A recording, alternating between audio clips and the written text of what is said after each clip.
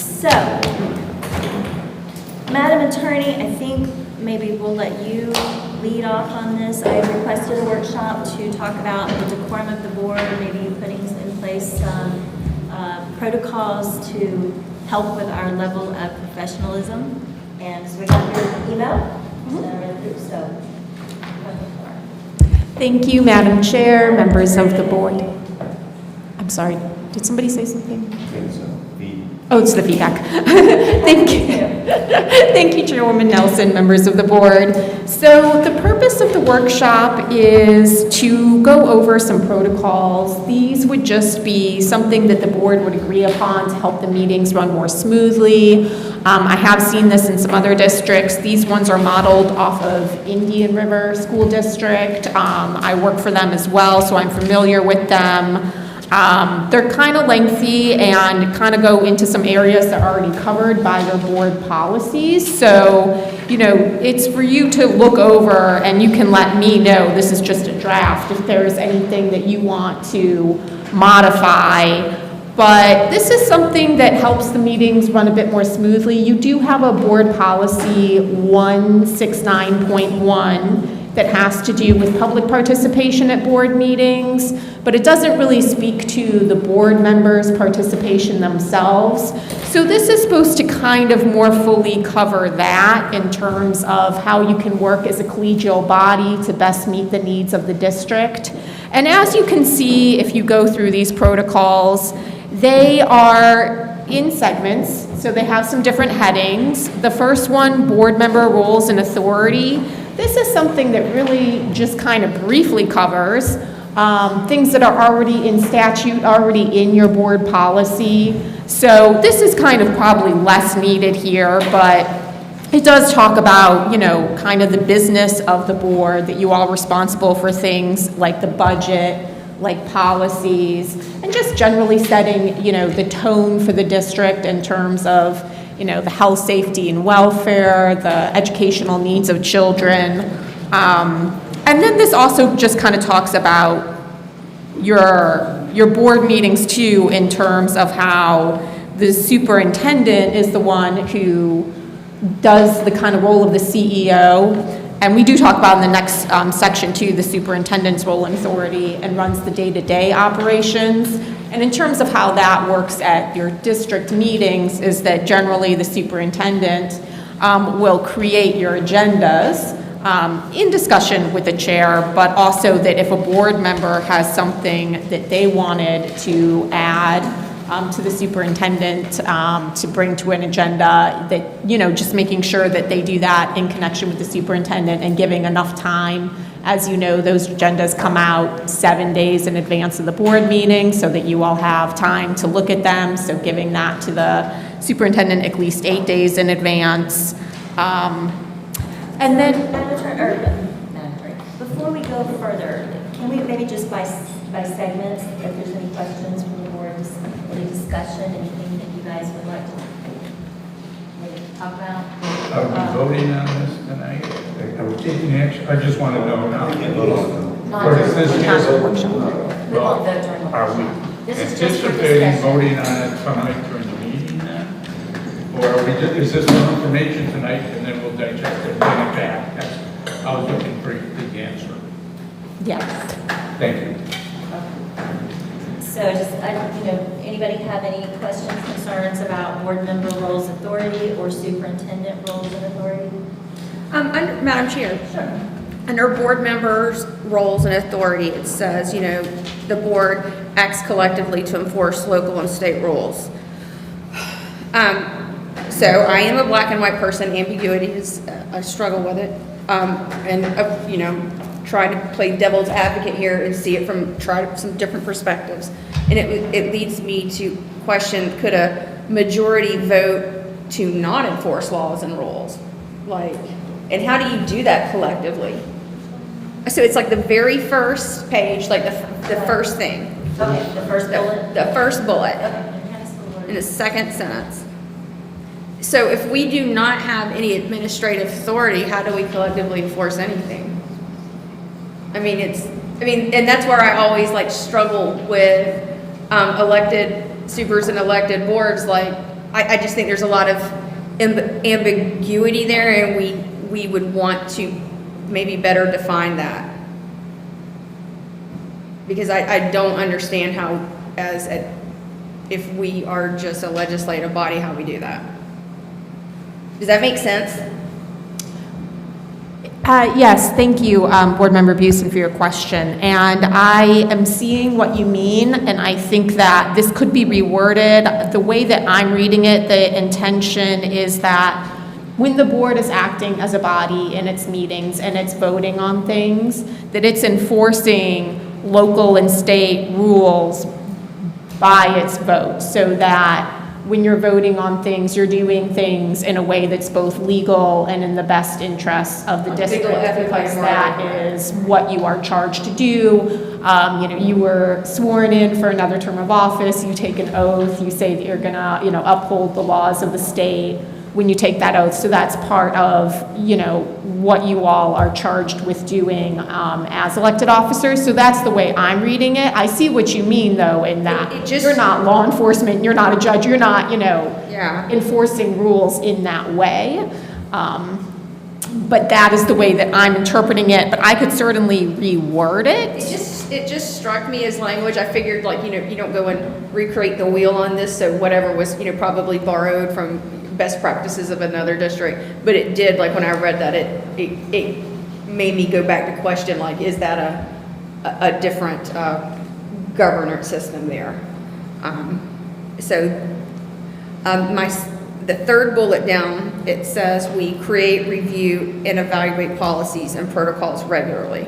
And of course, regularly is one of the ambiguous words. And Annual or a quarterly? Well, I think, that gives us maybe something to build on for maybe a future workshop where we sit down and say these, make us a calendar for it. And so we, a schedule, so we know how often, because you do want to put these in front of you.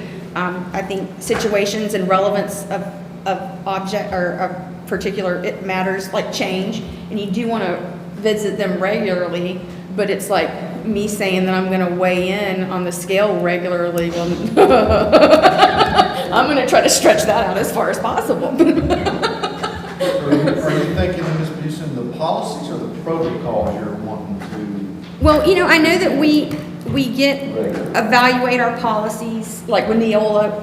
That's exactly where I was going, is Neola is constantly before us, so I was thinking on the policy side of things that we are really already doing that.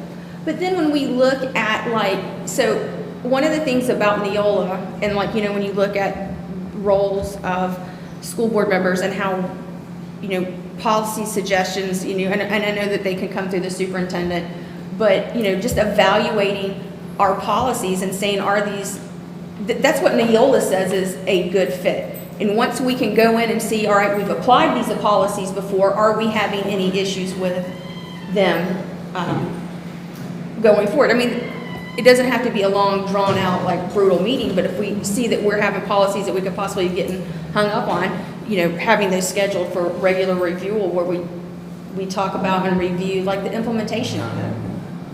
Because Neola is not here. They're not on the ground.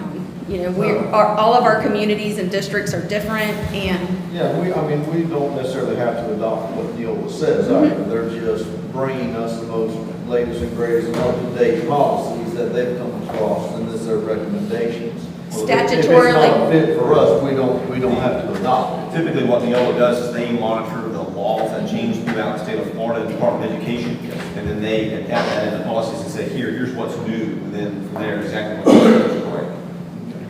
So, Yeah. you're saying review the standing ones, not necessarily the new ones. yes, the standing ones, to see, you've had them in place for a year or so, and it could be something, that the administration comes back through and said, hey, we had a hiccup on these. Everything else seems to be running smooth. So if you've got ones with hiccups, then you bring them back to the board and say, well, how do you fix it? How do you make it better? How do you make this policy serve our clientele the best? And we do that as we go through from time to time as we do things, and then yes, there's a said policy that trips us up or keeps us from doing what needs to be done. We do those as we stumble over them or figure out that it's keeping us in the best interest of serving students' education. We don't sit and go through every single one. No. You know, that would be a very arduous task. So,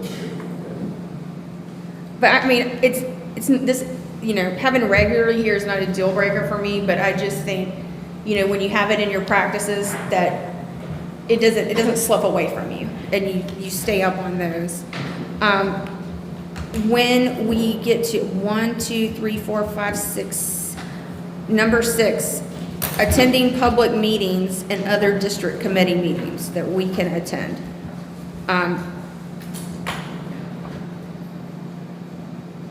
Like, what do you mean by a public meeting? Like, we have to stay silent? I mean, that was a strange one.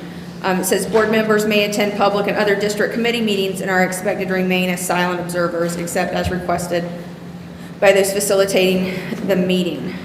I have a question on that one too. I mean, like, Yeah. it's just, What constitutes public? Yes, thank you, Chair and Board Member Busen, for the question. And I'm happy to get rid of, you know what I mean? This is for your discussion and we can modify this. I believe that this was intended that when you're talking about district committee meetings, and sometimes those will be public meetings, sometimes those could even be sunshine meetings. You know, the board can delegate committees that also need to meet in the sunshine. That if they are not, let's say, a member of that board, sometimes you all do sit as members on other boards, but if you're not, if you're there as, you know, part of the public, that you're just there to observe, and that it's similar to, I think, what they're saying elsewhere in these rules, where you all act as a board and not as individuals, so that you shouldn't be inserting yourself in that way. You're obviously welcome to, you know, go and attend those meetings, but that you should not be trying to, you know, usurp more authority than you have in those meetings if you're not a member of that committee, that if you're just there to watch. And that's not an issue that I don't think that you all have had, so we could take that out. You know, some of these things, like I said, coming from other places, that may be more an issue that they've had, so they wanted it in there, and if you don't have that issue, you don't need it. I mean, if it were to arise, it would be nice to have this in place, just in case you have an issue with. I mean, I just want to like clarification on the Makes intent more of sense it. to me now, do you? Yeah. I think the whole point is that if you go to a meeting, you don't represent the board. You don't speak on behalf of the board, you're there as a representative to learn and gain. Is that correct? Yes, thank you, Superintendent, that's correct. Like I said, occasionally you all may be part of a committee's board, and then you are there to participate, but in cases where that's not the case, then to, you know, not try to take over, you know, their discussion and to leave them to it. So if I go to a county commission meeting, I'm there as John Bassman, the homeowner or taxpayer, not John Bassman, school board representing Hendry County School Board, speaking on behalf of the school board. Is that what you're saying? So we need to maybe clean that wording up a little bit and kind of state that. Public citizen. If you go, yeah, you're there as a private citizen, not as a representative of the Hendry County School Board. Mm-hmm, okay, Is that kind of what you were thinking? Yeah, I think that. okay. Yesterday, I went to a state representative meeting with Paxadomo and Meadowlark state representatives, and I told them I was on the school board, but I was not speaking for the school board. I was speaking for myself, so that I clarified it real front, because a lot of people know who you are. When you start speaking, they assume you're speaking for the board. So I clarified for them and told them that I was not speaking for the board. Good idea. Yeah, and I think that's a best practice, and that's in your policies too, that, you know, you should always be clear in delegating between your role as a board member, and then when you are not speaking on behalf of the board, you're speaking for yourself as a private citizen. All right, any more on this? Okay, and so the last bullet. Okay. So it states the last sentence, that information that was requested by a board member will be provided to all board members. One of the things I know just from having friends on like the city commission in Lewiston is that if, say, Mr. Sandberg asks for, I don't know, some attendance data, they send it to him and they copy the board on all like the board member requests. I don't know if that's something that you guys are interested. I think it kind of helps because, you know, we're really bound by sunshine, but it gives us an idea of what is, like on your radars and, you know, the things that you may be being asked or the issues that are coming up, like in your district that I may not be aware of. You're asking to have it sent to everybody? or Yeah, not? to everybody, I yeah. think that's what that last sentence said, right? Is that it will be sent to everybody. Okay, so, but this, the way that I'm reading this is that this, they're responding to, okay, so it goes into, if it takes more than an hour, then it's gonna take, or an expenditure of funds, it's going to take a board vote. And then as it goes down to that, the consensus of the school board is necessary to move forward with requests, and then they all get them. So even if it doesn't take an hour, say if you have something that they can pull up really quick, then just, I feel like it would be a good practice, a best practice to copy it to other board members. So you're thinking regardless of the amount of time, send it to everybody? I mean, it belongs to it's the information belongs to everybody. And I believe we tried to do that. I don't know if I've done it, it's just been a slip up, but as I said, members, we've tried to make an effort to make sure all we see anything we send out for that reason. So if it hasn't happened, then I apologize, but it was only because I feel that the copy is going on. But let me just, for instance, I send a request and you can make it happen and it's, I don't know, attendance for Stump Hill Elementary. Just, I think would be a best practice just to copy everybody on the board. So at least you know what other board members are asking and, you know, so a way to make us aware, not so much of each other's agendas, but like what's, because we're single districts, what's important in other people's, because your constituent, what's important to your constituents may be, you know, different in different districts. Would that be something that's agreeable? I'm fine with that. I mean, you know, if it's something that you don't feel like it's close to us, we just don't read it. Yeah. So as soon as it's scratching out that line. Yeah. Okay, yeah. So we're gonna cruise, we only have about 10 minutes left. So superintendent role and authority. Everything stands, but it would be just an additional protocol. Oh, additional. Yeah, we're not, yeah, that can stand perfect. I mean, it is what it is there. Basically, anything that a board member asks for Yeah, it's will never be shared with the board individually. Okay. Anything under superintendent role authority? Well, the superintendent, if fulfilling the request exceeds more than 1 hour time limit, whose time limit? The superintendent's time? He's gonna spend an hour on it? Staff's? Who's staff? This is staff. But then, okay.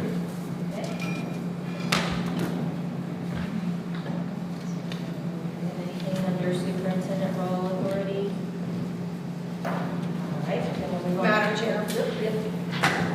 And I know what we're putting on our grown folks' pants tonight and working towards getting our lives back on track. So I'm not saying things to be ugly, but I do think it's pertinent to be able to expect timely responses to inquiries and to not be ignored. And I just think that even if you can't answer a question, a response is appropriate. Does that fall under one of the bullets or just, that's just? No, I just think that's, when we talk about authority, we also have a responsibility. And that is to communicate fairly and openly. And I think that this bullet point will help with that because it will help, if there is an issue with the scope of a request being too large, it can be narrowed to a reasonable scope and then things won't take as long to compile. Board chairperson, vice chairperson, I don't know, Madam Attorney, did you want to speak on this or did you guys have time to read through it? Do you have any questions about this category? I would like to see some clarification on I'm sorry, Madam Chair, on the third from the bottom, it says that, and I do like the board chair having authority to remove somebody from the room, but I do think we need to designate who can remove a rowdy person. As in Yes, like say we have like an out-of-control speaker, I whatever. would assume that would Be be the SRO. SRO. And we like put that in there. Okay. And I like the, supported by the school board attorney as the parliamentarian. I think that is important to have the attorney step in and calm down public speakers, calm down board members, whatever. Yeah. So what that specifically says is that the board chairperson is going to chair the meetings, that you have established that the rules that you run your meetings by are regular Robert's Rules of Orders, and then if there's ever a question about the Robert's Rules of Orders, the parliamentarian is the person who's charged with knowledge of Robert's Rules of Orders, and I always bring a copy with me, so that if I'm ever stumped, I can look at my own copy, and then I can clarify any procedural questions that may arise during a meeting having to do with any procedural rules that govern the board. So in terms of assisting me with, say we have Ms. Cox out there and she gets unruly and she needs to be removed because she's such a troublemaker. It just looks like a deer caught in the headlights. How do we make it so that you can step in and take over that? Just assist. Yeah, or assist me with it. I have a board to work with here, and I don't feel like I'm being the bad guy and kind of giving ugly perception to the public. Yeah, no, absolutely. So if we're talking about removal of someone, I think that that is definitely something where you would, have to put down the gavel and say, listen, we need, we have somebody that's out of order for whatever reason, and, we'd like I think at that point it would be the SRO. And I can add that as a bullet, because I think somebody did just bring that up, clarifying the SRO should be the one who does any sort of intervention with someone who's getting Right, physical type of. rowdy. Well, dial it needs to back be- to just someone who's, you can tell it's escalating and it could potentially get to that. Could you then step in and say, We're just constantly talking out of turn or talking in distracting or something. yeah. So we've had that happen, and sometimes they'll listen, sometimes they won't, and thoughts on that? Yeah, Would that absolutely. be a policy we need to talk about, or would it be protocol? So are we talking about like the public comment section? I would say anywhere in the meeting. Anywhere in the meeting, whether it's one of us, whether it's a staff member, whether it's a public entity. Okay, because I was going to say what I'm charged with is kind of the timing of it. And it's a little difficult for me to, I guess, try to gauge in terms of timing. It's easy. You have a rule that establishes it's 3 minutes per person. But I don't want to cut speakers off that you all want to hear. So I would be, a little concerned about overstepping in that regard, since you have the power to allow them to continue or not. I don't think that's what she's referring to. She's referring Okay. to said member, while there's a speaker or a board member Well, involved. say I get out of control, Or- and I've just lost it for whatever reason, I am not being professional, and then Ms. Collins and I, we start getting into a heated discussion, somebody needs to rein that in. She's talking more of, in addition, my understanding of the word from your mouth, you're talking more along the lines of adding sergeant at arms for somebody to That's help the maintain the word. decorum. Sergeant Barnes. Give you the authority to say, I'm sorry, Ms. Cox, you're gonna have to, this will be a warning, please, refrain from speaking unless you're, advised. That would be your warning. Or Ms. Nelson, you need to dial it down. Can we suspend the meeting? If it gets out of hand, can you just stop, suspend the meeting until either the room is cleared or whatever you have to, you set a boundary and say, A recess. a recess until decorum has been reached in the board again, boardroom, something like that. And then you can stop it. And then what happens after that doesn't necessarily have to be recorded as part of the action of the board. Just a Just thought. some thoughts, yeah, that's why we're doing this, work some things out. Yeah, absolutely. And there is the ability to recess meetings, and that can be done because things are getting unruly. It could also just be done, a meeting's going long, or somebody has asked for, can we have a brief recess? I need to take a break, for whatever reason. So meetings can always be recessed. In terms of keeping order, I do think that if there is something where, somebody is out of order, I could certainly chime in as well to say, this is a public meeting and we need to have order. Is that what you are referring to? I think that's close, that's closer to what I'm looking for. I kind of just want to know that I have somebody that has my back, as the chair.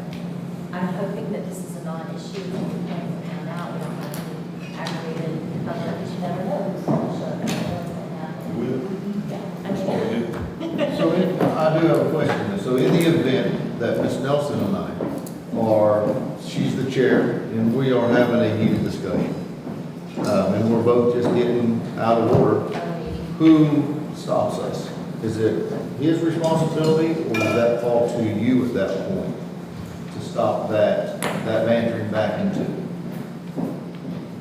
Yeah, and I think that's what we're, did you have something to add in? I think that was my opinion, that the chairman has the authority to say what goes on here.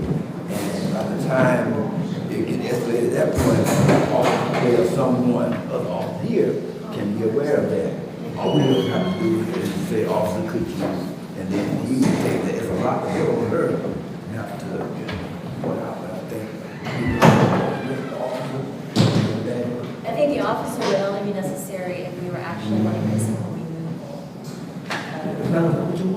Well, no, I'm just saying, I'm stepping back from that. Let's say, we've had some meetings that have gotten pretty contentious and just heated.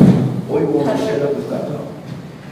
Well, I just don't want the ugly unprofessionalism. That's really, let's say what we need to say and in a professional manner. Madam Chair, Yes. I took from our comment cards. I don't know if you guys have read the rules that are on the back of them. Yes. There's a whole set of them. And I think that they do, they kind of clarify things a little better. Yeah, I've read through them and I do kind of agree. Maybe we could do another workshop on this. Or we can let the attorney and Mr. Swindle work through them and bring them back to us. One thing I do want to do is ensure that when you do have a speaker, that they are at a lectern, because I have felt physically intimidated by the proximity of speakers before. Okay, then they are what, I'm sorry. Like here, there's a They need to lectern. be at They a- have to be at a lectern, because one of these meetings, I felt physically intimidated by the proximity of the speaker. I mean, just with the whole situation that was going on and the volatility of it, and I'm not scared, but. Are you saying remove that or put it somewhere else? Is that what your point is? No, but like, Just need to stay there, not walk Oh. around. you have a designated area where you stand to speak, I agree. and it's not right here beside me. I mean, you can stand there, fine, give me a barrier, but don't stand on top of me. So we need a podium over in the bell. I think we do have a podium, but it needs to be utilized, So when and we the do rule has to be public- followed. When we do public comment, reiterate, you have 3 minutes, state your name and city you live in, and please remain at the podium. Do not- Come to the lectern, you face the And board, direct you your- don't, Well, and somewhere. pander to your audience. I read that, direct your comments to the chair and not the board. So, under Robert's rules, that's one of Robert's rules, and the purpose for it is that in order to conduct a meeting, and, we only have 5 board members. You can even imagine on some boards that have even more board members. If people are just chiming in without being called upon, if they're directing comments to each other instead of to the chair, things can get very disorganized. People speak over each other. People don't know what's going on. So it's really a rule so that the chairperson is always the one leading the meeting. If people always direct their comments to the chair, and the chair always calls upon people to speak, Okay. then people aren't just speaking on a turn or speaking over each other. I thought it was in terms of the public speaker only was supposed to limit. That's how I interpreted it. So I was like, that doesn't mean. It's also in our public participation policy that all comments are supposed to go through the chair. I think, one, it helps so that people aren't trying to just one-on-one maybe attack a board member, that they're speaking to the board as a whole through the chair, and then also so that they're not trying to have a conversation or expect a response. And, you know, if they've read our policies, they should know that, you know, this is them talking and not a conversation, and shouldn't expect a response. But that also is supposed to guide them in that regard. And it looks like we are at 5:30, and you all have given me some suggestions on some things that I think I should make revisions on to these protocols. So I think it would make sense to schedule another workshop where we could look at them and look at revised ones based on what we've talked about today. But also, if any board members want to email me or call me with any, you know, things that they have as questions or concerns or things they want updated before then that could be also put into the next revision, which I can do in a red line so you can see the changes as well. I like that. The board okay with that? I guess we schedule another, would you like to do it at the next meeting in January, or? Sure. 7 holidays? Of course. Yeah. Okay, then let's do a, that's okay, let's do a workshop. Okay. January 17th. Is it 17th our next meeting? I think this was a good meeting. I do too, thank We you. only had a half hour. I think we covered some good material, but I think we have to continue. It's my feeling. Do we need more time than 30 minutes, do you think? I think I mean, with, A lot of I'm really encouraged by how everybody's been digging into it. Could you guys do 4:30 instead of 5 o'clock? 17th we're doing? It'll be in Okay, LaBelle. 4:30 workshop on the 17th in LaBelle. It'll be in LaBelle, is that okay? Where's, And if you're running late, Yeah, if I'm late, I'm late, you know, I won't try to be there, but, you know, okay. that's, yeah. I was All right, trying to get here. then, for time's sake, I'm going to adjourn that workshop, and now, good evening and welcome to the, what is today, the 6th, so, oh goodness, December 6th, Hendry County School Board meeting. If you would, join us with the invocation and pledge. Our Father, who art in heaven, hallowed be thy name. Thy kingdom come, thy will be done, on earth as it is in heaven. Give us this day our daily bread. Forgive us our trespasses, as we forgive those who trespass against us. Lead us not into temptation, but deliver us from evil. Thine is the kingdom, the power, and the glory forever. Amen. I pledge allegiance to the flag of the United States of America, and to the republic for which it stands, one nation, under God, indivisible, with liberty and justice for all. If you will join me in a moment of silence before you are seated. We have two phenomenal individuals that we need to remember and hold in our prayers tonight. The first one is Miss Margot Gooch. Miss Margot Gooch worked for the Hendry County School District from 1983 until 2009 as a teacher at Central Elementary. She loved her dogs and was an avid volunteer, band parent at CHS. We lost Miss Gooch November 16th. We also ask you to keep in your prayers and memory for Miss Mildred Ann Taylor Hankins. She began her career as a social studies teacher, taught me in middle school, at Closton Middle School in 1970. Later become the media specialist until her retirement until 2005. Miss Hankers, we lost Miss Hankins December 1st as she was surrounded by her loving family. Please join me in a moment of silence.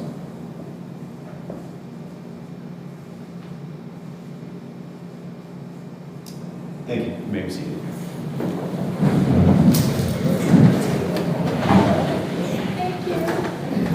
Wednesday. Yes. Mr. Brett. Mr. Brett.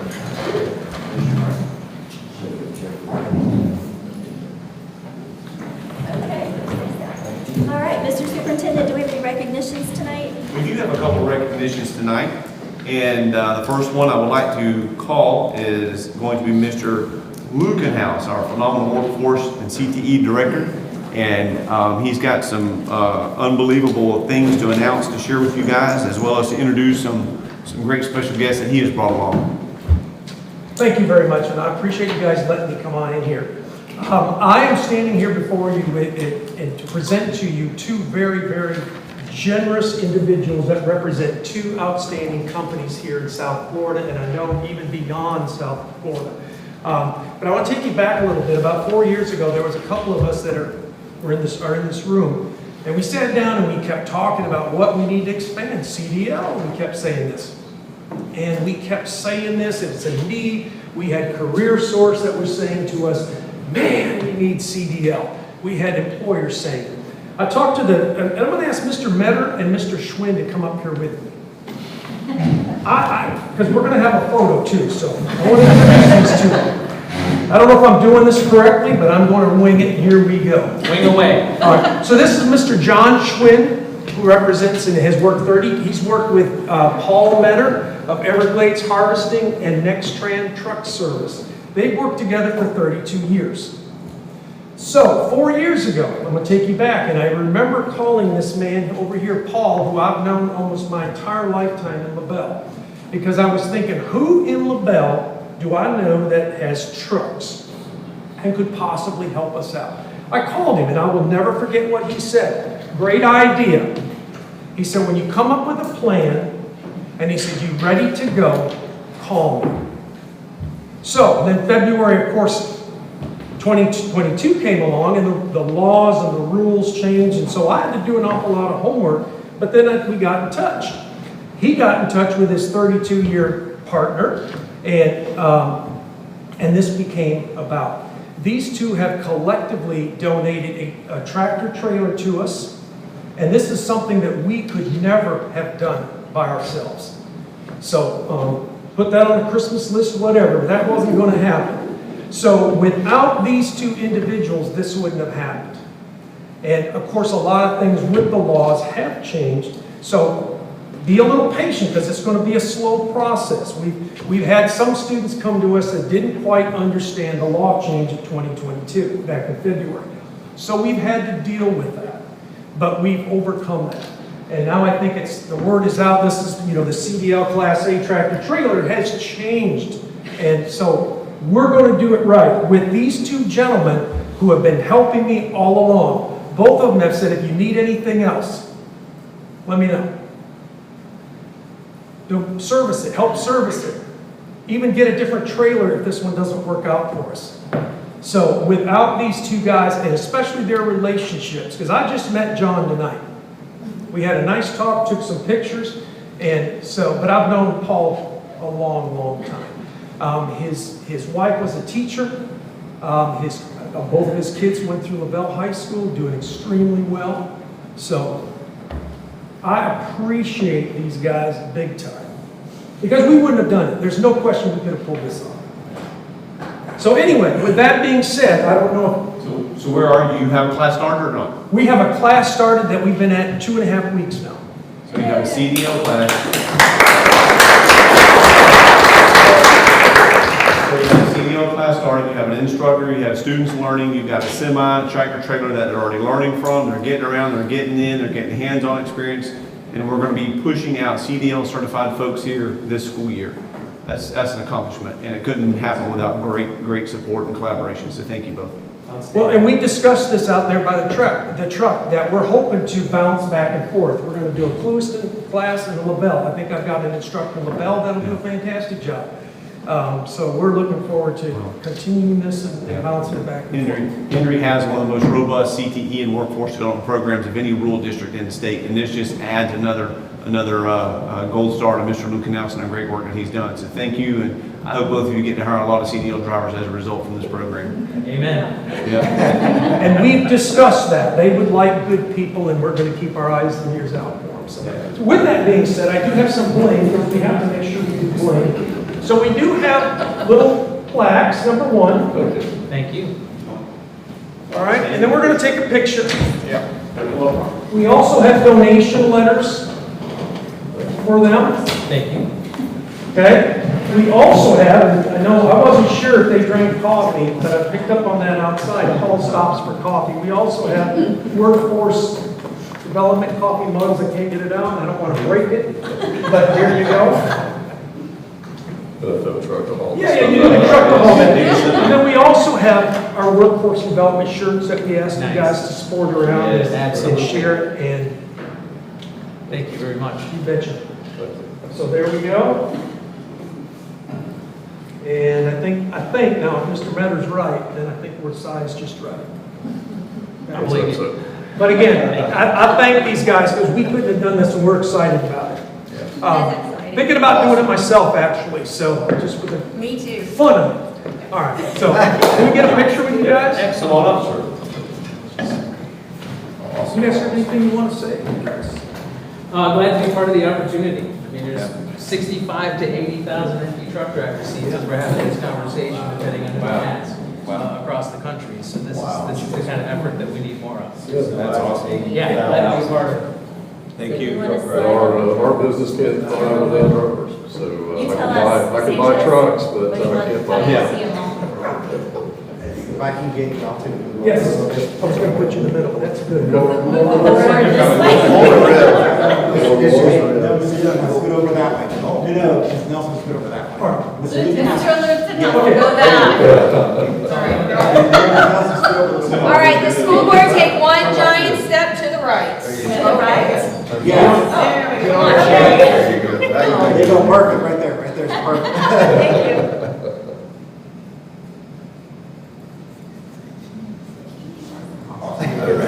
Gentlemen, thank you so much.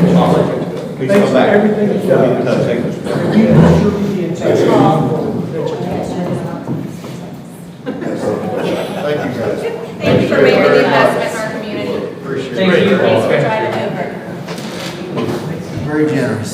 Yes, thank you very much.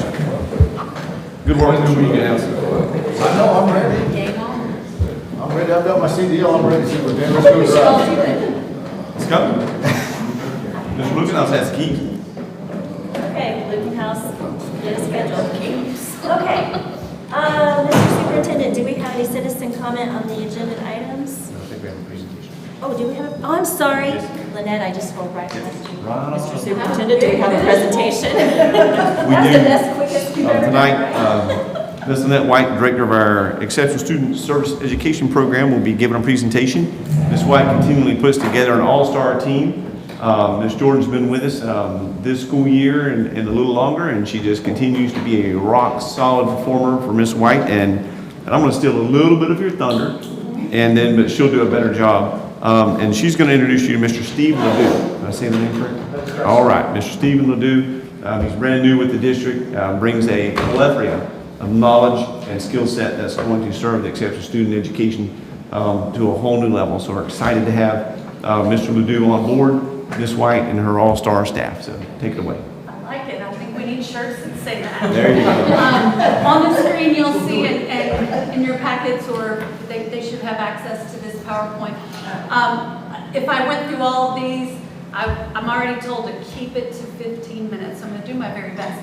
But we are a large department. We are both ESC and student services. And so when we added the second administrator, we were doing that to help target some of the area under student services as well as the ESC. And so they both have talent and skill in both of those departments. And so we divide and divvy up tasks based on their skill sets. So Kim Jordan, if you would stand just so everybody can see you. She started with me around January of last year, and so I think we got our footing now and we're going, but she's supporting a lot of our ESC specialists, compliance with our IEPs, works with all our related service providers, extended school year, and she works on more of the academic instruction with our MTSS team, as well as school psychologist and nursing. And we just hired someone for our Medicaid billing to fill Sissy Perry, who had retired. So we've got that under wraps now. Kim is monitoring and working with her. And then is our foster placement school liaison. All right, and also Steve Ledoux.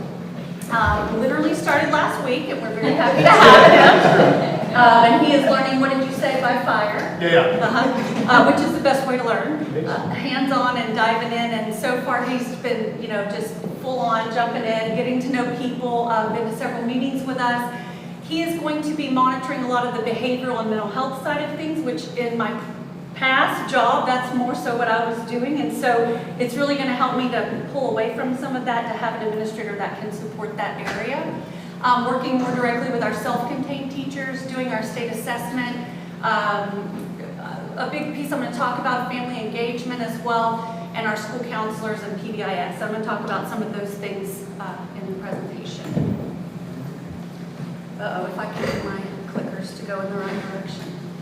Okay, so I just wanted you to have an idea of the eligibility criteria for ESE.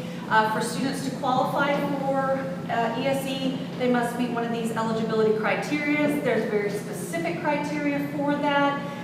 We do work with our psychology teams as well as our MTSS teams to understand what those criteria are, so that we have data to make decisions as well as evaluation data to look at when determining eligibility for ESE. Individuals with Disabilities Education Act, which is IDEA, talks about the requirements for a least restrictive environment. We are to include our students, our ESE students with disabilities to the maximum extent appropriate. They are to be educated with non-disabled peers. We have to look at putting in supports, supplementary aids and services to help them meet and make gains, starting with looking at that general education setting and access to gen ed standards. And if they are not able to do that with supports and services, then we would look at a different continuum. And we do have those continuum of services within the district through support, through push-in and collaborative teachers, or pull out if needed into a more restrictive setting based on the student's needs. So I just want to highlight some of the areas that we're focused on that align with the district strategic plan. And we are, of course, all looking for academic achievement. We want to have that same push and emphasis for our students with disabilities. And so one of the things that we are really working on this year is our inclusion practices, our inclusion support, and providing tools to our staff to learn how to include students so they're not just sitting in a classroom, but they are engaged in the learning and participating in the learning activities. We are working with the Florida Inclusion Network to bring training on those inclusive practices. They were present at our huddle at Hendry this year and did a presentation. We got great feedback from that and a big interest in more training from teachers in the inclusive practices. We've had inclusive strategies training for collaborative teachers. Those are our push-in teachers. We also just, on this day-to-day, we just did a training for the para-educators supporting in those gen ed settings, inclusion pre-K, and also self-contained classrooms on tools and strategies to include students in the academic instruction. We also work with them on what's called the BPI, Best Practices for Inclusive Education. Each school has to complete these, showing their efforts towards inclusion at their school site, but we also do this at the district level site as well. It's a tool, it's 34 indicators that look at those inclusive practices. It targets the 3 categories: leadership and decision making, instruction and student achievement for students with disabilities in the inclusive setting, and communication and collaboration. Some of the things we focused on to increase academic achievement is on those data days, those half days that we have. We are pulling our IPK teachers together so they can collaborate. We are pulling our self-contained teachers together so they can collaborate to learn more about data collection, how to take data, okay, how to analyze data, how to use that data to write better goals for our students, how to use that data to make decisions about behavior as well as academics. For the IPK teachers, they have to do a state-required assessment. It's called the COS. And so that is something our lead IPK specialist works with that team, making sure those are updated, and we're looking at the growth for that student based on those state requirements. They do align to the state standards for pre-K. We also target instructional strategies during that training with our ESE self-contained teachers. We have brought in Teach Town, which is our curriculum that we use in those classrooms for any student who is on access points. It's a core curriculum, focuses on core areas, ELA, math, science, and social studies. We teach them how to interpret the reports and the data. We have coaches coming in to work with those teachers in the district. We have some scheduled for January. So we've done 3 trainings so far this year, and we have a coaching day. We do peer data review in those. We also do problem-solving process. We've invited our RLADS regional local assistive technology supports rep to come in and do assistive technology training. So we've done that with SLPs, we've done that with OTs, we've done that with our paras, we've done that with our teachers, so we just continue, and we're doing it with our collaborative teachers so that we can, again, strengthen our inclusion practices. Yes, sir? I'm kind of lost with the self-contained, that's Yes. like in one portable. No, sir. So the children who are students who are in a self-contained classroom, it's really a misleading term because none of our students are in a classroom all day and never leave that classroom. But it's students who have more significant needs that need skills to be broken down. There's generally more adults in that classroom, so it's a smaller environment. But those students still push out and are included at whatever level they can be. So some of those students might go just out for related arts like enrichment classes for PE or art. Some students are out for 3 or 4 periods for their core classes and then come in for a break for sensory needs or things like that, or to get some more instruction if they're having trouble in those core classes. So, okay? Yeah, thank you.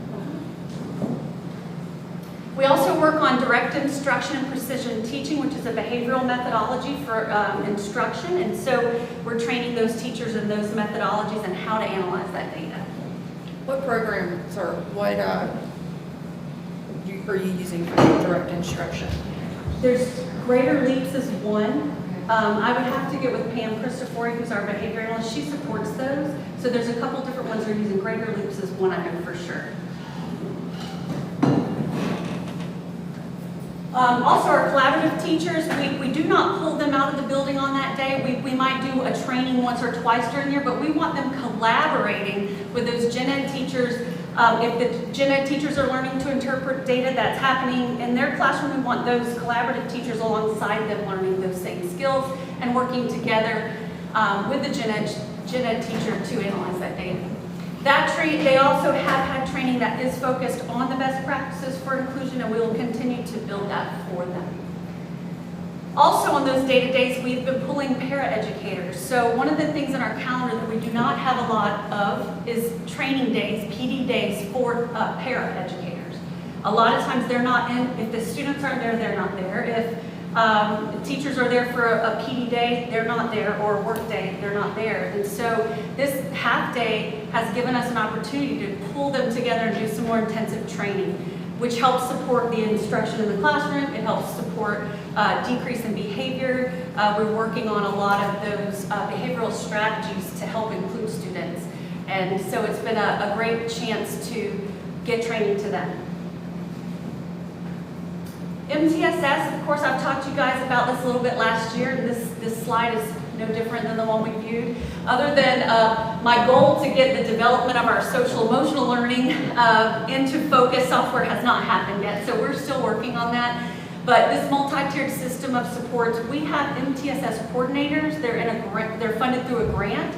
We're on our 2nd year of that grant, and it will fade out after next year. We do not have funding for those MTSS coordinators, which is sad, and we're trying to look for the funding because we're really seeing and hearing from different schools the effects that they've had on really getting interventions to students. So we're closing the gaps, and we're not seeing students making their way down the continuum to an ESC eligibility, right? Because we're putting interventions in place that they need, and we're closing the gaps for them. So we're going to continue to look for funding so that we can in some way sustain that, even if it's a district coach, maybe one on each side or something. Right now we have them at the elementary schools, the middle, and the high schools. So we're missing one on the LaBelle side. So we are seeing that growth, and I might ask my MTSS coordinators to put together a data packet for me. I'd like to share that with you guys at some point to see, so we can see all the growth at that school, at each of the schools. Another exciting thing that's coming to us this year, we actually have some time set up to get these established and get them in place by January at LHS. These are PACE labs, and our goal here is to target that transition group of students at the secondary level, as well as some pre-skills down in the middle school level, focused on vocational. And it's functional skills, so some of these same things are offered already in the schools, but it's not at a functional level for those students who need more support. So we might be teaching work behaviors versus actually using the saw necessarily, or it might be coming in and just learning safety about the construction area and the tools first before we get to that next level. So there are 5 components in the PACE lab: computer technology, construction, processing, consumer services, and business marketing. These are labs that will be set up at each of the schools. We are currently going to set the first one up at LHS and do training on that. There's an assessment component. It's career exploration for students, and we can monitor baseline assessment to see their growth as well. So we're excited about that.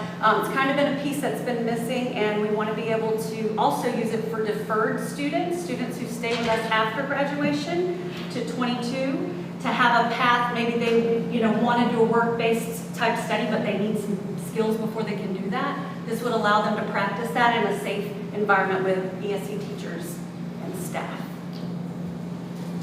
School culture and climate.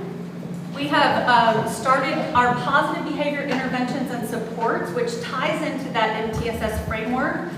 We have revamped that this year. We were also very excited about that. We had a lot of people who attended a 3-day training. Each school has a team of people now on their PBIS teams at schools. They have a school lead for their PBIS.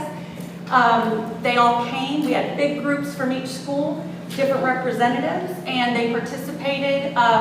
They learned a lot, and they were able to then take it back to their school. It really focuses on that Tier 1 intervention for behavior and social emotional, so we're putting processes in place to encourage attendance, encourage participation. We're reinforcing those behaviors in the school setting, and so it looks different elementary to secondary.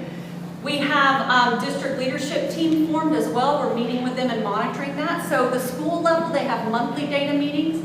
Quarterly, we're meeting as a district team with them to monitor and get feedback on how things are going, and they can share with each other, which they really enjoy because they learn from each other.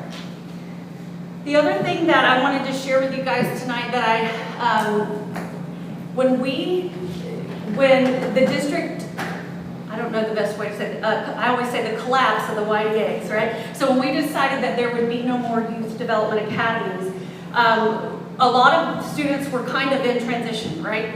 They needed more support, and some of those kids are on maybe a virtual programming. But the ones that are at school that needed more support, we needed to have a plan for those students. Our transition program is what we are using to target that population of students. So this was a model that we started at CMS. It's been in place for 3 years. It had been successful there, so we carried it over to each of the secondary schools. The purpose is a therapeutic intervention. It's not, you're there to establish rapport with a teacher. We have a resource counselor who's the teacher, and we have a mental health para that provides support in that classroom. The goal and purpose would be to monitor behaviors, monitor attendance, and help with instructional and academic needs for those students. Many of them are functioning significantly below grade level. These are not students identified eligible for ESE. A lot of them are gen ed students that have social emotional needs. Yes. So, speaking to that,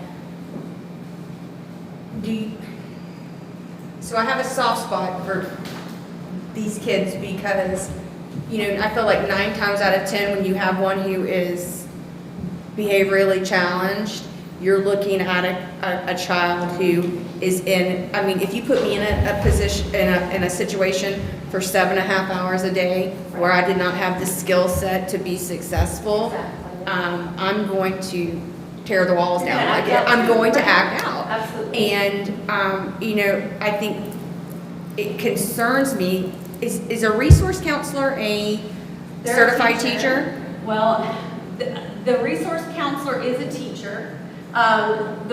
We've had turnover in our teachers, so what we did is we took the resource counselors from the YDAs and placed them in those positions. We've had turnover because that wasn't where they wanted to be, I believe, some of them. We've maintained a couple of them who that's what they love and they're doing great. So we've had some transition in who is the teacher in those classrooms now. I mean, because I think if you have these kids, I mean, just you want to bring your big guns. Yeah. If, you know, the most qualified person, if you're dealing with these academically fragile kids. I'll talk about some of the supports we have in place for that. Adding the para was one because they're needing more individualized and broken down instruction. Students do not participate all day there, not every student. The purpose is to offer a check-in, check-out. We are running behavioral point sheets, so every student has 3 goals. It's different per student. It could be attendance issues for a student. It could be following directions or using respectful language or whatever it might be. So they earn points for demonstrating the appropriate behaviors towards those goals throughout their day while they're pushed out into whatever environment they're in. But they're checking in with this transition teacher in classroom, and if they need more support academically for something, they're coming in. So there might be 3 kids in there at one time, there might be 5, there might be 2, right? So they're able to get more individualized instruction. Their points obviously earn things, they have more access to privileges and things based on their percentages on that. They are using that precision teaching and direct instruction, which we've seen huge gains with because it's very repetitive and it builds. So our behavior team supports that classroom, does training, and then also mental health team.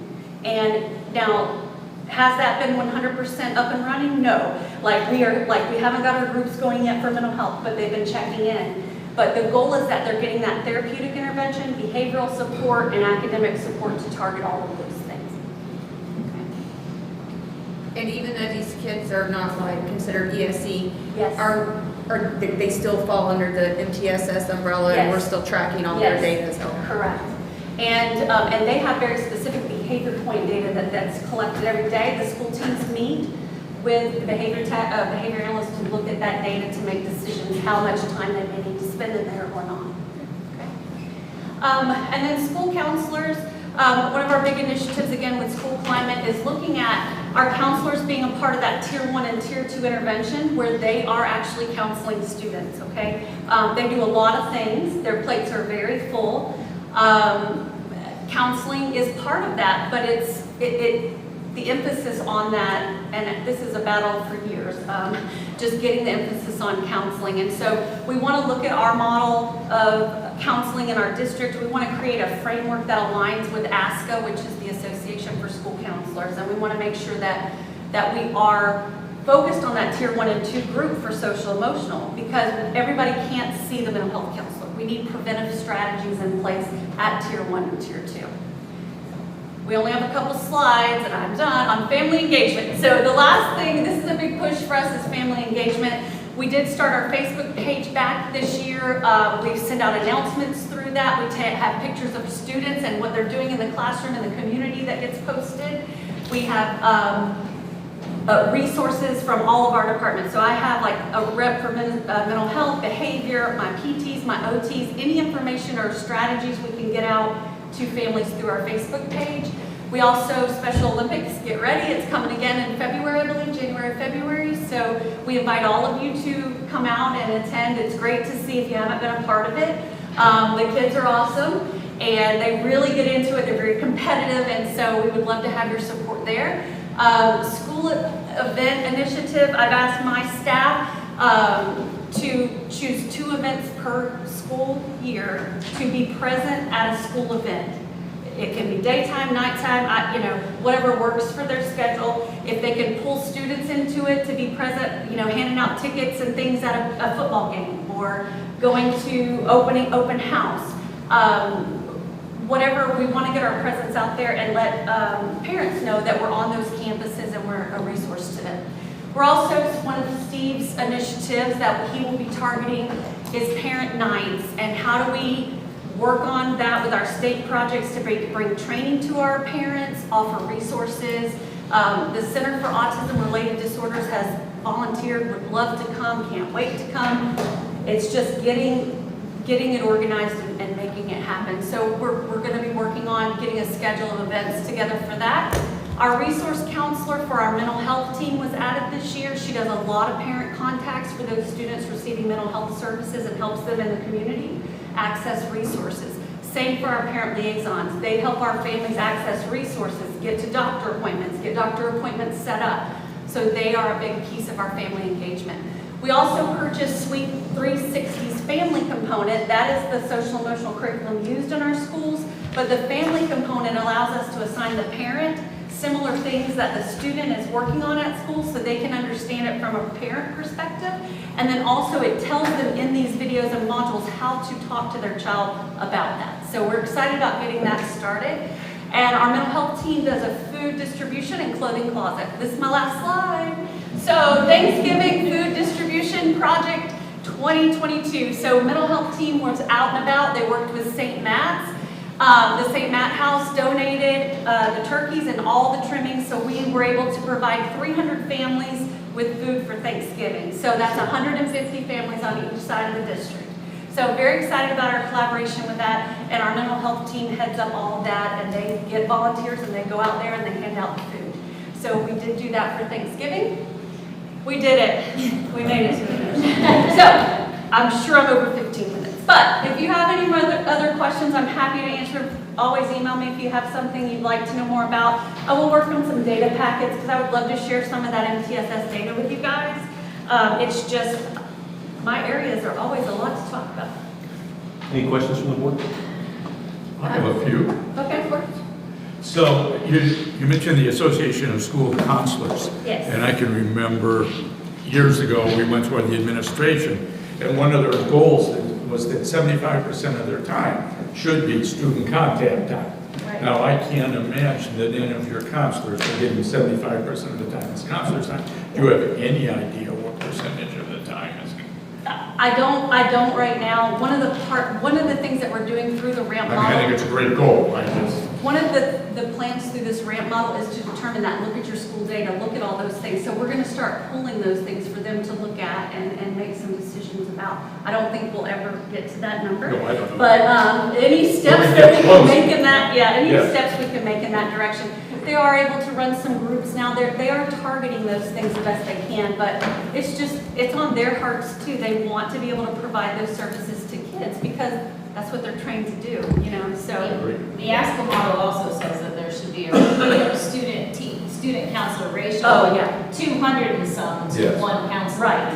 I wouldn't No, think that. That's Yes. Wait, a couple of other quick questions. One of the things, can I say, to answer that, Mr. Chairman? One thing, like, they're getting creative, so,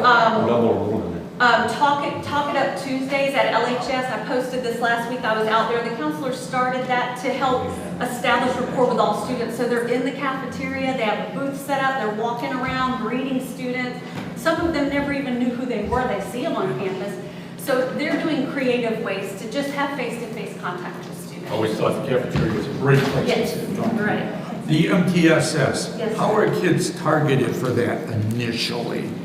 Well, we don't have a early warning system right now that we've talked about that at a district level. It's academics are struggling. Teacher Yeah, referrals. teacher referrals. They do look at state testing and they look at their iReady scores and different, if students are significantly below, they are being targeted. They run their PLCs, they talk about them in their PLCs, they identify students who may need some more support. Outside of what's traditionally done in that Yeah. tier one, they're still not making it. So once they're getting the MTSS support, do we have any number of students that really are served, and because it's successful, they don't move in to being assessed as being an ESE student? Is there any data that says, well, we're like 75% of our students that we serve don't move on? Do we have anything? The system that we have in focus right now does not pull that out because the data that we're uploading are graphs that we put in for each student. And we can see trend lines of the student against the class, right? And if they're closing that gap. But to pull a report that would show me all of that, I can't. I can pull how many students are in tier one, how many are in tier two, how many are in tier three. But there are some kids, at each school, they could get us numbers. So that's why I said maybe if I work with my MTSS team, they will have that data that we can put together in that way. The quasi data is overwhelming though. Yeah. The teachers in the classroom that have referred students or asked for help from MTSS have come back and said, that's phenomenal, we need to do more of that. I'm sure. Yeah. And a lot of those students could be there for a very long time. Right, This isn't, yes, we're in correct. for 6 weeks and Yes, where no. everything is better. But that support system can follow that student, either tier 1 or tier 2 and so Yes, forth. and I will tell you that we're getting much better at acknowledging that just because you're in tier 3, that does not now equal ESE, right? We're getting better with understanding that tier 3, if it's working, great. We don't need to go there, and we can go back to tier 2, and we can keep closing that gap. So it's happening. It's, it's a mind shift change, and it takes time, but the data at the school level is helping with that. They use like their iReady scores to see the gains for students, and they've sent me graphs on that, but it had student names and things, so I couldn't present it. One more quick one. Yes. The relapse, which is the Yes. assistive technique. Can you explain that a little Yes. bit? So one of the things I kind of petitioned for with earlier, you guys allowed us to do that, was supplement a little bit monthly for that person's commitment to our district. And we signed it in agreement with 6 other districts to kind of supplement. But she is a resource, so they have assistive technology library that we can check out things from them. She also comes into our district and provides support. So she'll go into those self-contained classrooms. I've asked her this year to go into those gen ed classrooms, help those students who aren't showing, like, I'm not engaged. Why is this kid not engaged? Well, maybe it's because they didn't have the right visual supports in place, or maybe they didn't have a way to communicate verbally, so they need a device. And so she has access to trial those things. We can work with her on those things, and she will do observations and give us feedback. So training, coaching, recommendations, and access to materials. Great. Well, you know that mental health is a passion of mine for a very long time. And I certainly want to welcome your new staff members who have arrived. Thank you. Thank you very much. I just want to make a comment that, so we have a group within who is seeking legislative support to be able to, a nonprofit to set up in Hendry County and serve Hendry and Glades County, but it's a family initiative. And that will help with one of the issues that we have in Hendry County being geographically isolated and economically constrained is getting kids to therapy. The stuff that the school provides oftentimes just doesn't meet what they need. And so we don't have providers here, and we oftentimes, if we can't get a provider here, they don't take Medicaid, and which is what a lot of our students are depending on. And so Family Initiative is, we're working with some community partners to set up programming where we can do social skill groups for kids, from teens to little ones, and also bring in providers who will serve Medicaid clients for the occupational therapy and the physical therapy and the behavior. And so I really hope we can get maybe a memorandum of understanding just to get to notify parents of the services that when it's all set up and going, so they will have that ability to access that, because I know it's a tremendous struggle living out here in this community. They're amazing. I've worked with them before, and we have a good relationship as well, so. I mean, they're the real deal. I don't give out discount compliments, and they they do a wonderful job, and they enjoy a lot of legislative support. And because they're just legitimate. So I think it'll be a really good thing to kind of help support our ESE population. And, we're trying to get it where we can serve both sides of the county. It won't be a transportation issue for either, so I hope we can all work together and try to collaborate and get some good outcomes for these kids. The only problem is they're so busy, we can never ever get together. So I would love to meet with them. Okay. That's, whenever. We're right, yeah, we'll bring you right in the fold. So Ms. White and I have had this conversation, and board, y'all know that our number one thing that we're here for is for education of students. All students And we're academically driven. Number one on our strategic plan is academic growth, and we're making academic growth in this county. We cannot and will not be successful at sustained academic growth in this district if we do not bring along those students that are in the veil of the exceptional student area. And Ms. White and her all-star team is leading the charge on that. As you can see, there's a lot of things happening.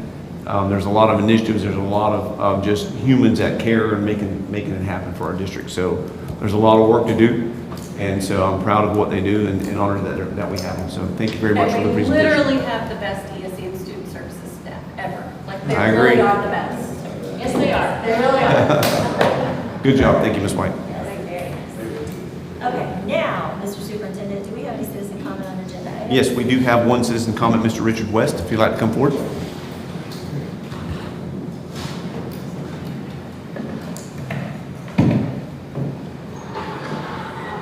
West, if you remember, please state your name, city you're with, and you have 3 minutes as they stand behind the podium. No encroaching on the personal space.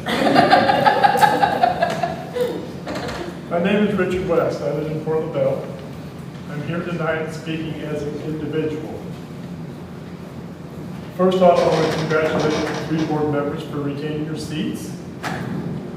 Also, I'd like to mention that you didn't do it unopposed, which tells me there's people out there that find something wrong with you. You're not voting the way that they feel you should, or maybe you've been riding the rail too long and it's time to go. So with that said, I pray that you all can come together, leave your differences outside, come into this boardroom and make final decisions professionally that benefits the Hendry County schools, the teachers, the support staff, and most importantly, the students. I know as we age, our memories kind of leave us. And one thing I want to give to you is in your memory bank on your wall, please remember our youth of today, our leaders of tomorrow are watching you today. Teach them right. I wish you all a very Merry Christmas, Happy Holidays, safe, and thank you for your time. Thank you, Mr. West. Thank you, Mr. West. Thank you. You're in shorts. I've never seen him in shorts before. It's a minute and a half yet, doesn't it? Did very well. All right, consent agenda. Are there any items that board member would like to have moved to action items tonight? Madam Chair, I'm going to need to pull personnel recommendations because I'm going to have to abstain on a vote.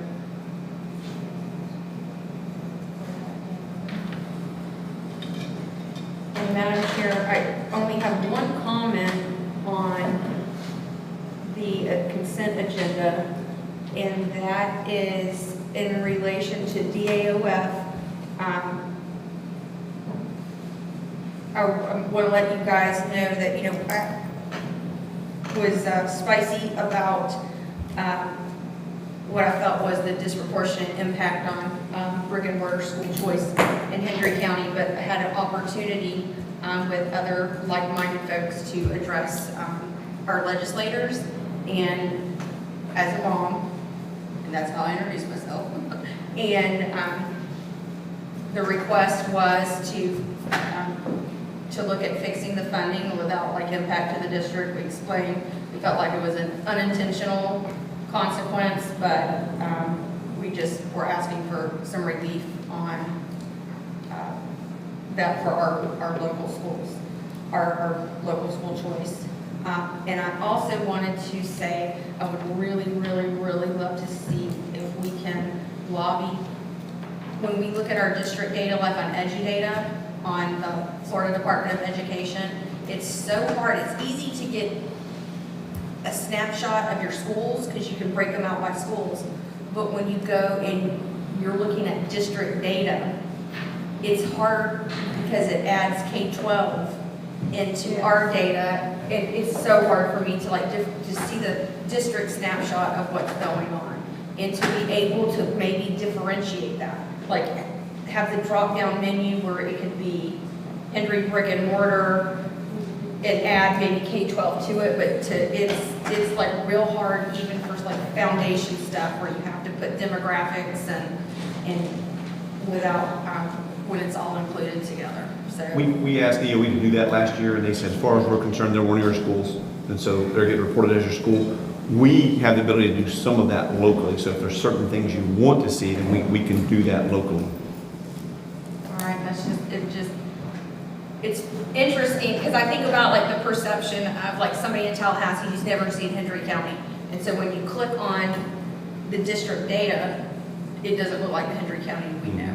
Some better, some worse, it depends on what you look at. Yeah, but it's just, you know, if I have to love a group of kids the most, it's going to be our Hendry County kids. So, you know, I just want to have a good snapshot of how they're performing, but other than that. Good. Anything else? All right, Mr. Superintendent, do you have a recommendation on the consent agenda? I recommend approval of the consent agenda as presented.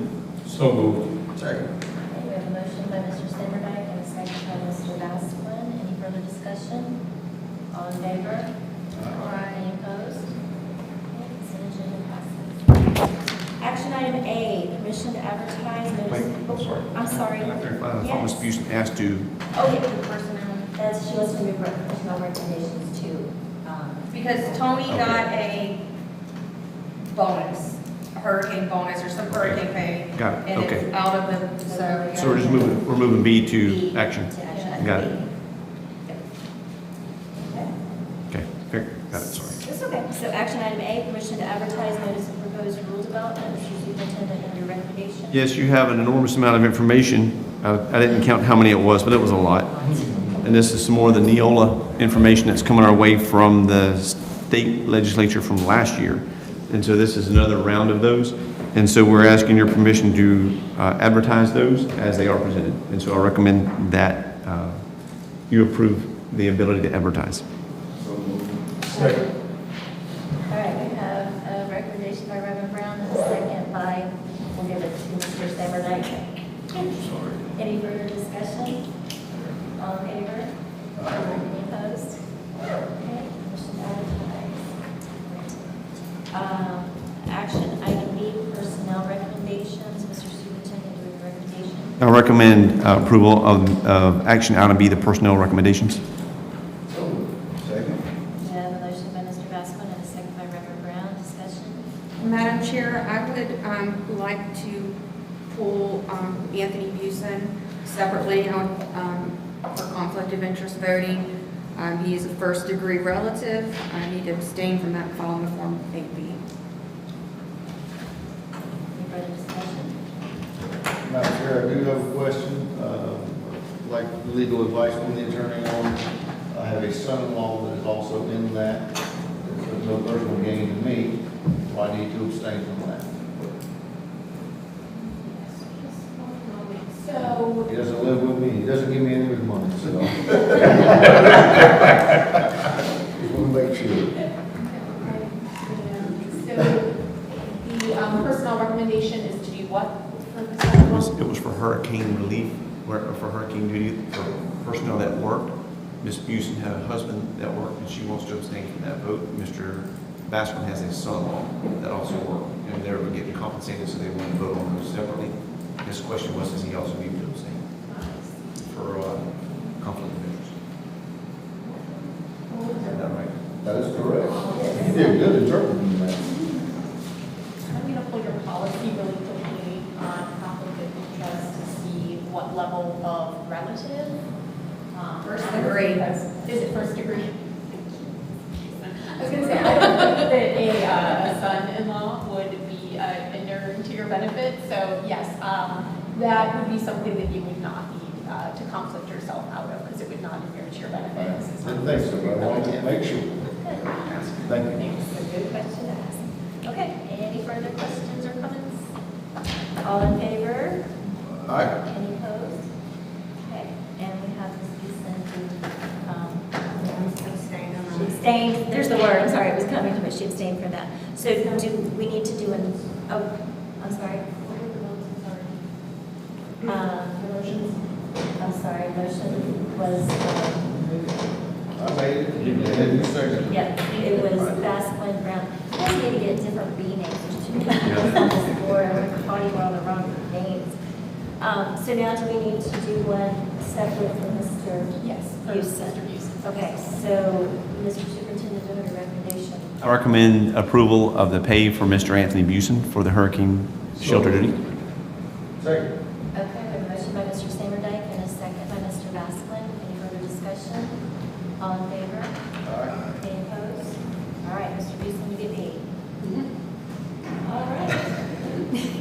He's smiling. Action items are done. Oh, yep, old business. Old business, item A, school board resolution protecting the corporate entity of the board. This was something that was tabled until this meeting. Mr. Superintendent, would you like to? Yep, this, reiterating what Chairwoman Nelson stated, this was an item that you had before you in October. You tabled it and asked to put it on the agenda for tonight. And so there it is on your agenda for tonight for your consideration. Do we have a motion? So moved. All right, we have a motion by Mr. Vasquez and a second by Mr. Brown. Now, any discussion? You've had time to read, ask questions? Yes, Madam Chair. Yes. So before me sits the same packet that I brought forward at the last meeting. You know, one of the things, and you know, you guys had a chance to look at it the last meeting and digest it a little better. You know, everything I said on that still stands. I think that we're getting some incredibly dangerous water for a few different reasons. One, this is unprecedented, and policy violations have not been unprecedented before. I think it's very interesting, or not interesting, but getting in some murky waters when this was brought forward, you know, initiated by a superintendent, and particularly when we get into the nuances of that election. And the school board attorney has told you that it's not necessary. I've taken responsibility for my actions, and as far as I am aware, no one has made any legal posturing that this is even something necessary for the board to do. I think it's go forward with it, would continue with the divisiveness, and as such, I make the motion to table this indefinitely.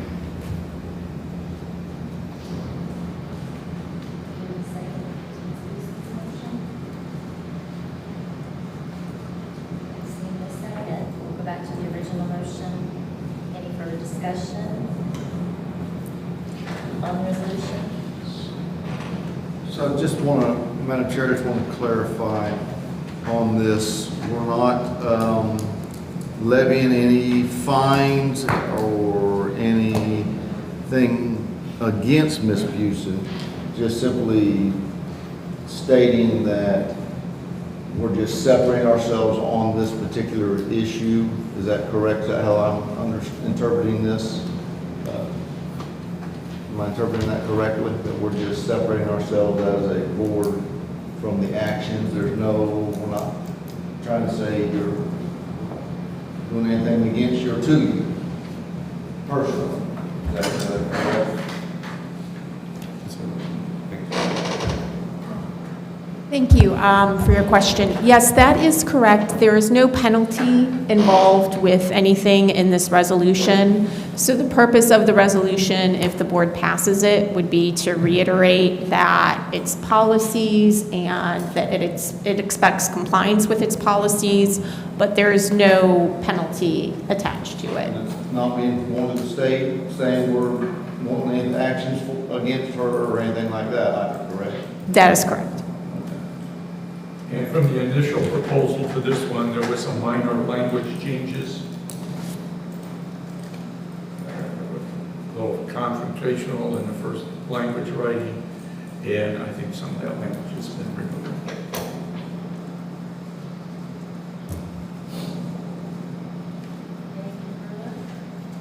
cannot, yes, Madam Chair. I sat through 6 months, and I know people are gonna say, oh, did you get involved in elections? I have been targeted for a decade in this district for standing up and for anything. And this right here this is institutional bullying. I mean, you wanna say that there is anybody who hasn't accidentally or violated a policy here, and then we're gonna just take a strong stance against me because I have gone against the grain on things, and this, I mean, it's political bullying. And, you know, we sit here and say that we want unity and we want togetherness and we want to move forward in the right things. Do you think this is the right thing for kids? Do you think this is serving kids well? It's not. I'll tell you, it's not. It looks mean, it looks vindictive, it looks politically motivated. And if I meant every single word of what I said about what was in that packet, and I'm going to tell you what, if y'all want to go forward with targeting me, then you're going to have to do what you're going to have to do, but then you're going to have to be reasonable in expecting a response from me. I don't feel like we're targeting you. It's very much targeting me. I think it's a way to protect the board as a collective unit, just in case this were to ever happen in the future. This is a deflection. This to me feels like a deflection with this imaginary complaint, this imaginary potential litigation, a deflection from actual paddling litigation that we have going on. So this is politically motivated. If you need to disavow me, do what you need to do. But if you want to end it and you guys want to move forward positively, this is not the way to do it. So, are you threatening us? No, I'm just saying that if you're sitting here saying that we want unity and we want everybody to get on the same page, but at the same time, you know, I'm being targeted. Like you want compliance, you want group speak. I'm not threatening you. I'm telling you, this is what happens. Like, did you see what was in that? A lot happened this summer. It was a lot to digest, and I would love nothing more than to move forward positively. Let's do it. But some of it, we have a lot of very upset public people with what happened. I know who called the Christian school and complained. I'm guaranteeing you they are probably the same, the upset public. Well, I mean, like, I've been stopped in the grocery store, and people just couldn't believe that happened. I have no idea what happened over here on the Twisted side because I don't know what happens. But it's not just one person. There were several people. I can't speak for the board, but I mean, I have a lot of people come to me and say, I cannot believe. Do you know how many people come to me with hearsay but don't have their opinions about how people act or the way you've conducted a meeting or the way other people act? And they say what they say, and I don't come running back. I'm like, well, if you feel that way about it, man up, put your name on a complaint. But I'm not your person who's going to sit here and do your dirty work for you. But, you know, everyone's here wanting unity and grace, and you need to extend what you expect. Does the board have any other comment, anything else you'd like to? I've had the same kind of phone calls. Of course. I do agree. So I think we just go to vote. And we'll call for a vote. Mr. Zimmerman, did you have something? Okay. Well, I wasn't, but as long as you've asked me. You have. So we were talking about parity, and Ms. Busen brought it up about the incident with that principal. And obviously that's made a lot of splash in our district. It's been a mess. But I was thinking, well, how come we're just treating Ms. Busen this way, we're treating this principal differently? So I went to personnel and asked for the file, see the write-ups on our principal, and she was certainly written up because of that incident. So in that way, the district did act on it. They acted on it differently because it's not done in front of the board, but the administration certainly acted on that principle. Now, we've continued to support that principle, but that write-up for that principle, when that was done, by Dr. Agley was significant, I thought. So I thought that in some way, because we can't divide them out equally, there was a response by our district to that principle in that respect. And that's all I have. So there was a response with continued support, and I would like That's to see right. that, Mrs. Mason, just to have this documented. I mean, it's already out there. We talked about it twice now. We put it on paper. It's there. Do what you need to do, Amanda. Vote the way. Call the vote. Let's do it. All right. Let's do it. All in favor? Any opposed? Nay. Hey, So motion carries 4-1, resolution passes. 3-2. I'm sorry. 3-2 he made. I'm sorry, I didn't, Thank you, Reverend Brown. okay. Attorney, do you have any board member business? I think there's one more item on the agenda. Did you want to do that first? The board member business, or did you want to do me first? I'll do it during mine. Go ahead. Oh, okay. I don't have any business to discuss. I just wanted to reiterate that since we're having another workshop on decorum, if anybody has any comments or suggestions that they want to send me in advance, I will be doing a red line for the next meeting on what we talked about today, but also, you know, I could incorporate that too, to make it as productive as possible. Thank you. Yep, on board member business, I'll take care of the item first. The contract to purchase the Hanson properties for a new school site. This is for your information only tonight. This is the packet that you will receive. It'll only have some minor alterations to it. The main one being the appraisals of the property.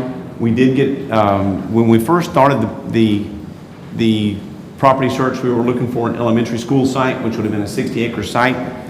Mr. Busen and team vetted roughly 9 different properties throughout the LaBelle area, and we came back. This was one of the very first properties we looked at. We came back to it, and it absolutely served the purpose of a high school as well, but the 60 acres was not enough property, and so we had to increase the size of that to 80 acres. And in doing so, the Hanson property, we had to move about 5 feet to the east, and we were therefore had to get a different appraisal. And so we weren't able to have the appraisals for tonight, but we will have them for the January 17th meeting. So if you'll remember the meeting that we had with Ms. Vi Brown from the State Department of Education, who gave you a presentation about the Special Facilities Use Fund and the new school process that we will be going through, having this site and having a contract on this is the last thing that we have to do to meet all the check boxes to be qualified for that new school and the Special Facilities Use Fund. So tonight you have everything in front of you. You have the map, you have the contract, you have the agenda item request. If you have any questions, we will answer them tonight. If you have any questions with regard to the property, would you like to see the property? We can do that between now and January 16th. I'll be happy to take any of you there and show it to you and discuss the reasons. The main reason is the ingress and egress of the property, the future growth of the area around it.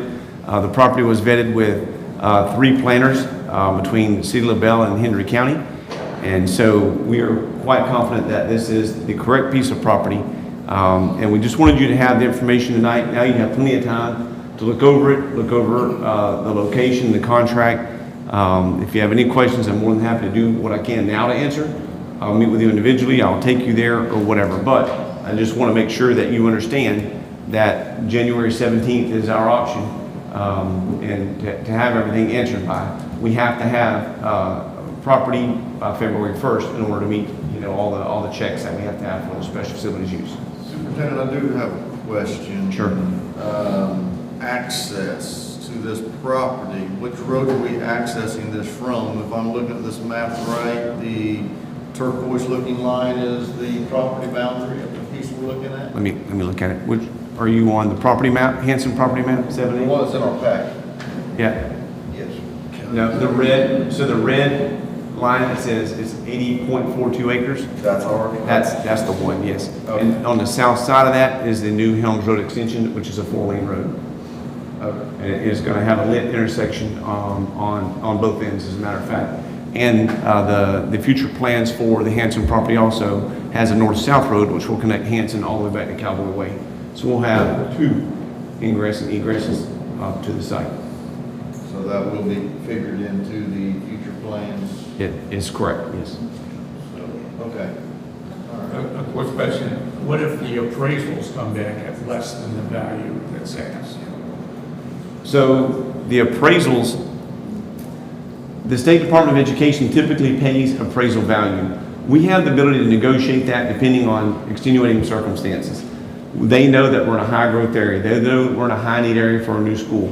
They know that we're on, basically an impoverished district. And so we're going to work with that. The school district have to pay the delta between what the appraisal is and then what the asking price of the land is. And so we won't know until we get those back what that actually will be using the appraisal from the property beside it, which I can't see it being a lot different than that. Yes. There will be some difference in that. That is what our half% sales tax, that is one of the new caveats, that the reason we ask for that. And so, and the other piece of that is by the time we pay this, we will have collected that for roughly 2 years, or at least 1.5 years by then. So we will not have to dig into capital funds or go to a loan or anything else. So our purchase agreement's being extended 2 years till we close? That's right, and that's part of the understanding. The contract is very understanding of the fact that we're doing this from a state entity. They know that it'll be upwards of 2 years before we get the funding for this to happen. And we've made that very clear and upfront with the family, with the owners of the property. Thank you. Yes, sir. Any other questions? If you have other questions or think of anything that you want to see, look at it, please don't hesitate to reach out to us. Again, this will be an action item that we will be asking your favorable consideration on January 17th. Other than that, this will be our last meeting before the holidays. I hope all of you have a good, relaxing time. Shut down a little bit and have a Merry Christmas. All right, I do not have anything this evening, Madam I'm good, thank you. Mr. Sanders? Well, I'd like to thank Ms. White for her program today. I love the support of her ESE and our student services. I think it's growing. I certainly worked in that department for a long time. I hear great things are going on with it, and I'm very impressed with that. That's my final comment, and I wish everybody has a good holiday. Yes, I've been made aware that we have an issue with athletic coaches at Clifton High School using Cash App to take money from students. And I don't know what we have to do at that school to get their financials where they need to be and them following the red book. But like you say, I've got some pretty upset parents out there about their kids' money. And so that's something that has been brought up. And I would still like to get a copy of the latest Clifton High School newspaper. And if other board members would like to see that as well. The Cash App, is that a coach using? A financial steward of the district, even more so than a coach, a financial steward. Do we have anything in our policies with Cash Apps? I'm not very familiar with the technology. No, you have a red book of financial procedures that they're not following Yeah, there's an and haven't been following. ongoing situation and investigation, and they are looking into it and handling it. Okay, I was not aware. All right, well, anything else? Meeting adjourned.